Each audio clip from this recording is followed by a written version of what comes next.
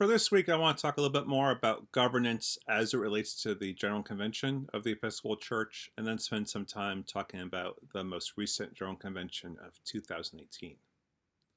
So, if you look in the back of the constitutions and canons of the Episcopal Church, you'll note that there's a section concerning rules of order at General Convention, and this governs both the House of Bishops and the House of Deputies.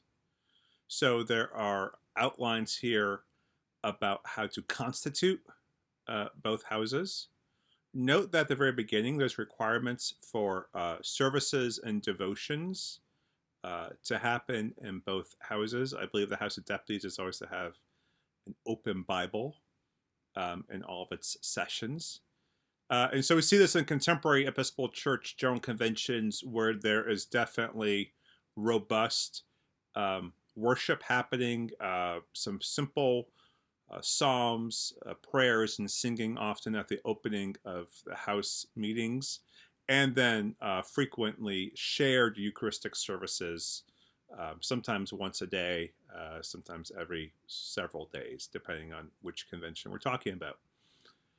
Then there's also outlined early on about the daily ordering of business in both the House of Bishop and the House of Deputies. And if you've ever attended the General Convention, you have probably witnessed us running through the orders of business for the day.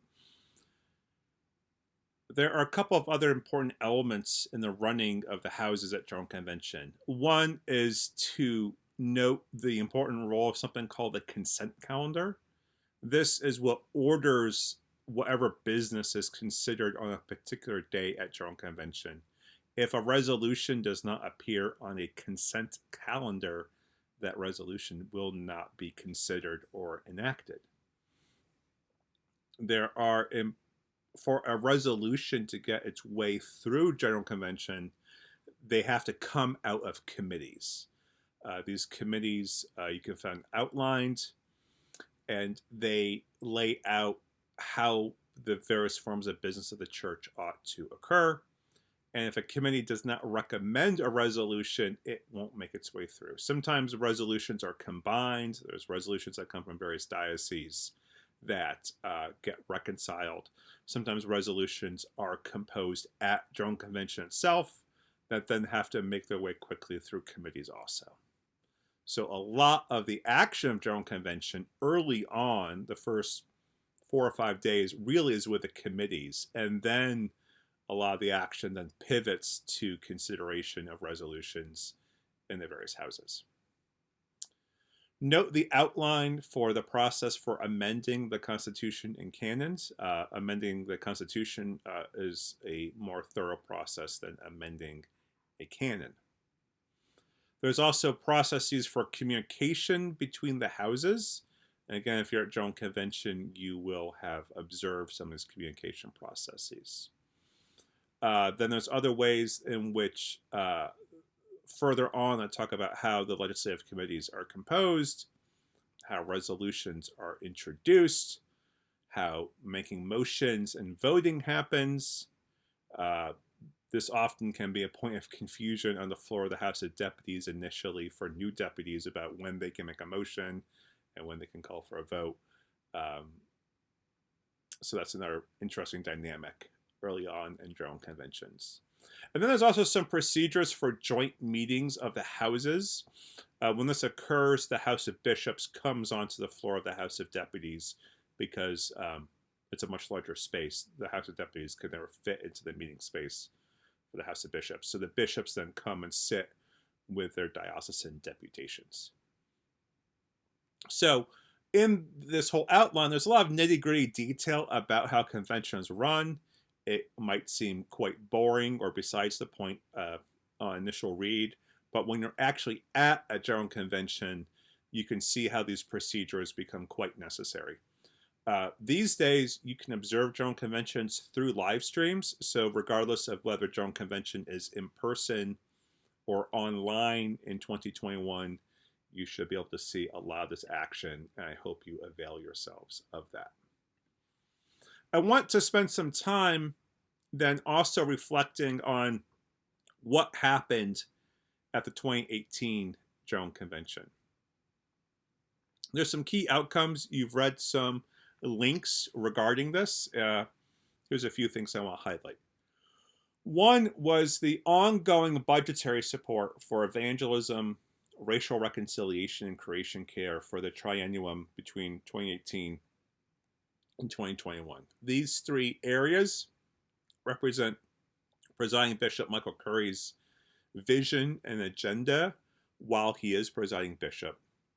The passage of significant funding for racial reconciliation, I think, was a real hallmark of this past General Convention, and there's been quite a large number of funds dispersed during this time period. Really significant is the passage of B012, which was a resolution concerning equal access to same-sex marriage rights. This is quite contentious as it compelled the 6, I believe, dioceses that were not performing same-sex marriage rights by virtue of the view of their bishops to make some provisions within their diocese. All dioceses complied except for the Diocese of Albany, and the Bishop of Albany, Bishop Love, was recently found in violation of the discipline of the Episcopal Church because of this. We can certainly talk about this in class. We can also talk about this when we move later on in the semester to talk about the current state of the Episcopal Church. Also significant was the development of a plan for liturgical and prayer book revision. Resolution A068 created a task force on liturgical and prayer book revision.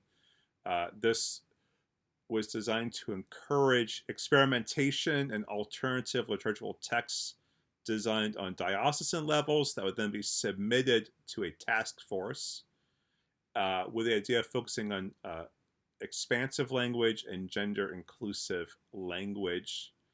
Eucharistic prayers A, B, and D were also revised with expansive language and made valid options for use in any Episcopal Church worship service.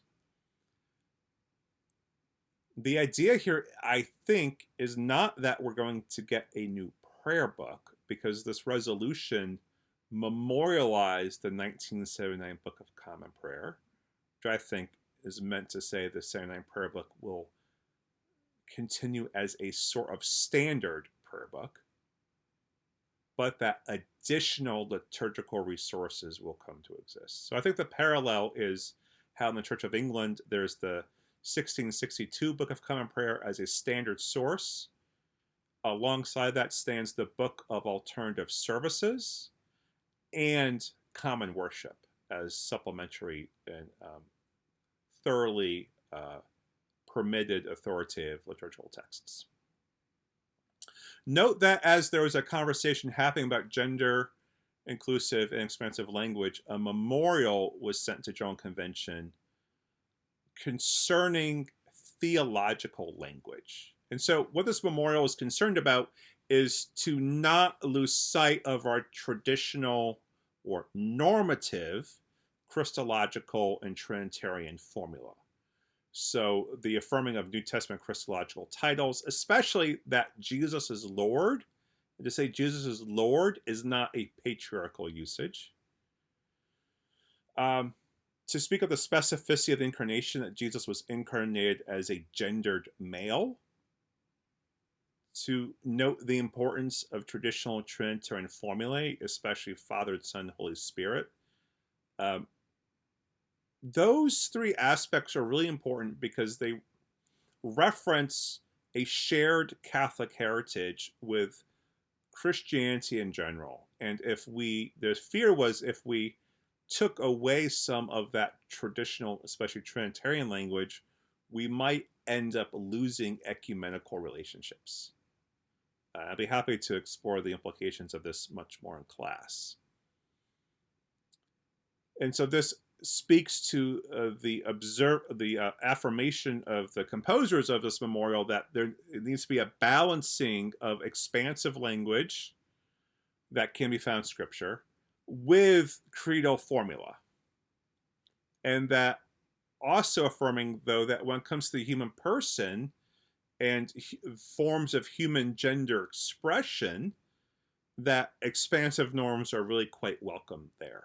So I think one of the interesting things that this memorial is doing is trying to thread the needle between an open and affirming LGBTQ plus stance and traditional theological orthodoxy. I think this is a very fascinating moment in the life of the Episcopal Church of trying to blend being open and affirming with being creedal. And we will see where that conversation goes. Another significant element of General Convention was attention to issues of gender justice. Some of this had to do simply with the access of female deputies on the floor being able to nurse their children while serving as deputies. There had been a ban on children from the floor, and this had to be revised to recognize the validity of the role of being mother and deputy as a simultaneous thing. On another register completely was a liturgy of listening that was held that heard about sexual abuse in the church. This abuse was not limited to the experience of women, but that was a significant focal point of it. That liturgy of listening is available to be found online and is very important viewing. Action around immigration happened. The General Convention was in the state of Texas and along the border. It was held in Austin, as most of you probably know. This was in the context of the federal policy enforcement of around immigration status and forced family separation policies that the presidential administration had been implementing. There was an action at the T-Don Hutto Detention Center in Taylor, Texas. Many deputies went and witnessed to and at that detention center for immigrant justice. Multiple resolutions were passed that encouraged concrete actions to protect the dignity of immigrants and refugees. Some of you might have also participated in some of these actions, whether here in Texas or elsewhere. The Diocese of Cuba was readmitted to the Episcopal Church, or rather the Episcopal Church of Cuba was readmitted as a diocese to the Episcopal Church. Cuba had been a constituent diocese up until the revolution led by Fidel Castro. For geopolitical reasons, that relationship had to be distanced, and Cuba actually fell under the jurisdiction and oversight of Canada. But Cuba always wanted to return to the Episcopal Church, and so as policies have changed over the decades, this finally became a reality.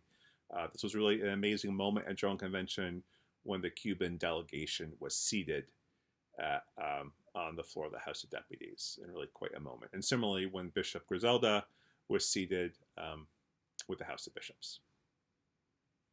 Finally, a decades-long dispute over whether the president of the House of Deputies should be compensated for their work was finally affirmed at this past General Convention.